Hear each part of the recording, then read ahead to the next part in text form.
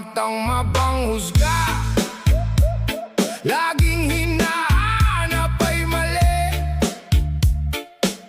Konting galaw mo lang napapansin lagi. Ngiti parang totoo, pero may inggit sa mata. Post ko na lang. Ma'am, ano nga pangalan niyo, ma'am? Baguhan lang po kasi ako, nagtatry lang ako ngayon eh. Pwede na. Papalo ko na lang din po. Sige, palo yan. Yan. Habang ano, mamaya, ano bang oras out mo? Mamaya pa po 8 out ni Mami.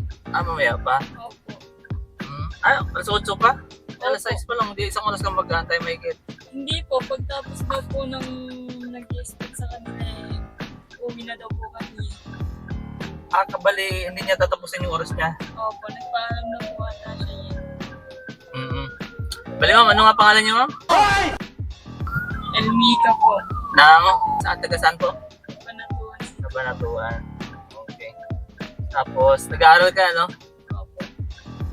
Ano bang course na kinukuha mo? IT po. IT. So, ang plan mo ngayon ay mag-work ka na lang. Tapos na. May boyfriend? Meron po. O, alam mo mama mo? Opo, dito. Wala, lagot. Gano'n na kayo katagal ng boyfriend mo? Magna 9 months pa lang po. Ay, matagal yan ah. Parang nakapagtanim na ng pangako ah.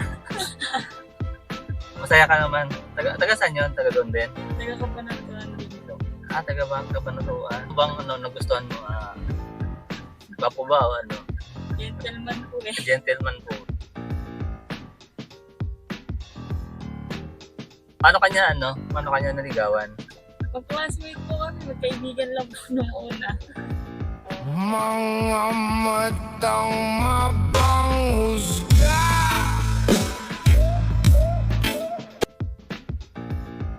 Paano kayo magdi-date? Saan kayo nagdi-date? Minsan po sa SM, ganun po. Ganun Kasama lang. po matripan. So, puro ano lang kayo, parang kain-kain, tapos happy-happy lang kayo sa gilid, mga ganun. Wala, nandun na ba kayo sa moment na madiin na? Parang matin. Yung minsan, madalas kayong ano, Ano? ay, ganun. Bye po. Bye.